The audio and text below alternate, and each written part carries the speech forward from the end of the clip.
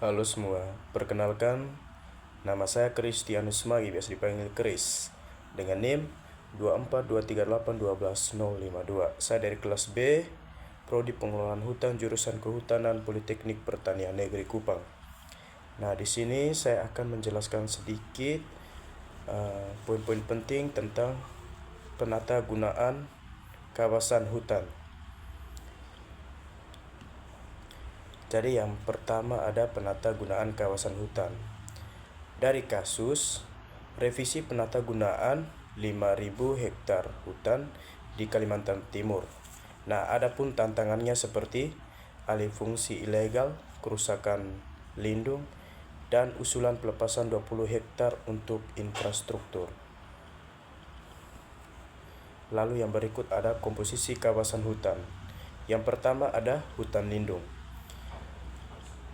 Hutan lindung perluaskan 150 hektar, fungsi hidrologis, dan keanekaragaman hayati.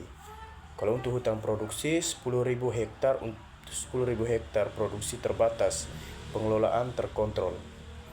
Yang berikut hutan produksi 200 hektar sumber kayu dan jasa ekosistem. Dan yang terakhir hutan produksi konversi 50.000 hektar potensial dilepas untuk pembangunan. Lalu yang berikut temuan lapangan utama. Yang pertama, alih fungsi ilegal. 30% hutan produksi berubah menjadi kebun kelapa sawit ilegal. Kerusakan hutan lindung seperti pencemaran dan kerusakan akibat pertambangan tanpa izin. Usulan pelepasan, pemerintah mengusulkan melepas 20.000 hektar dari hutan produksi konversi untuk jalan dan pemukiman. Yang berikut langkah awal, evaluasi dan verifikasi. Nah, teman-teman, di sini langkah yang dilakukan untuk evaluasi dan verifikasi.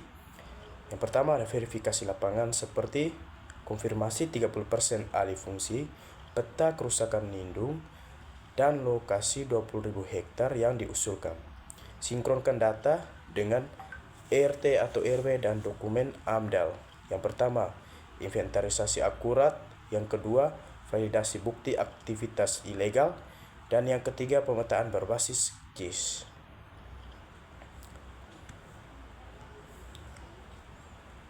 Lalu yang berikut, penegakan hukum dan pengendalian. Yang pertama, tindakan tegas. Penindakan perkebunan sawit ilegal dan tambang tanpa izin. Nah, teman-teman, di sini harus ada tindakan ilegal apabila ada orang-orang yang mempergunakan perkebunan sawit ilegal. Maka dengan itu harus ada pemulihan, di mana reklamasi area lindung yang rusak dan sanksi administratif atau pidana.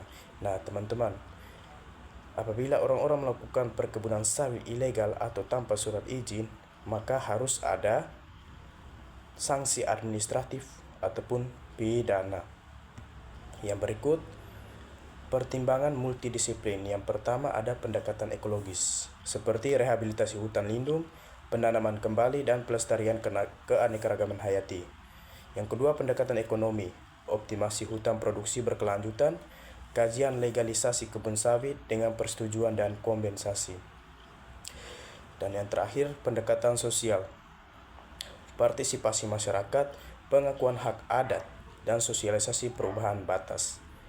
Yang berikut ada dampak potensi pelepasan dan kerusakan.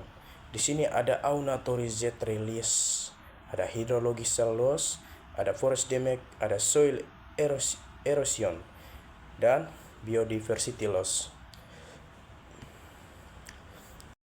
Yang berikut rekomendasi perencanaan. Yang pertama ada review fungsi kawasan, inventarisasi lapangan dan reklasifikasi berbasis kondisi aktual. Yang kedua, prioritaskan rehabilitasi, seperti rehabilitasi hutan lindung yang rusak, dengan arahkan area terdegradasi ke rehabilitasi atau perhutanan sosial. Yang berikut, tegakkan hukum. Tegakkan hukum ini perlu, teman-teman, di mana sanksi terhadap sawit ilegal dan tambang tanpa izin, seperti pemulihan lahan wajib. Yang berikut yang keempat, evaluasi pelepasan, seperti uji ketat pelepasan 20.000 hektar, AMDAL, persetujuan masyarakat, dan alternatif lokasi. Yang berikut ada kebijakan dan mekanisme pendukung. Langkah operasional, penguatan kapasitas pengawasan, skema perhutanan sosial untuk komunitas lokal, transparansi data dan partisipasi publik, dan langkah operasionalnya seperti sinkronisasi RT/RW, regulasi pelepasan, mekanisme kompensasi, dan insentif rehabilitasi. Yang berikut kesimpulan dan langkah berikutnya. Nah, teman-teman, dari semua penjelasan tadi dapat disimpulkan bahwa yang pertama, pengelolaan berbasis bukti, penegakan hukum, rehabilitasi, dan keterlibatan masyarakat adalah kunci untuk berkelanjutan. Dan yang kedua, prioritas aksi, laksanakan verifikasi lapangan, hentikan aktivitas ilegal, ulang pelepasan 20 hektar, dan susun rencana rehabilitasi. Yang ketiga, mulai program pilot dan perhutanan sosial restorasi di area terdegradasi. Itu saja teman-teman penjelasan dari saya.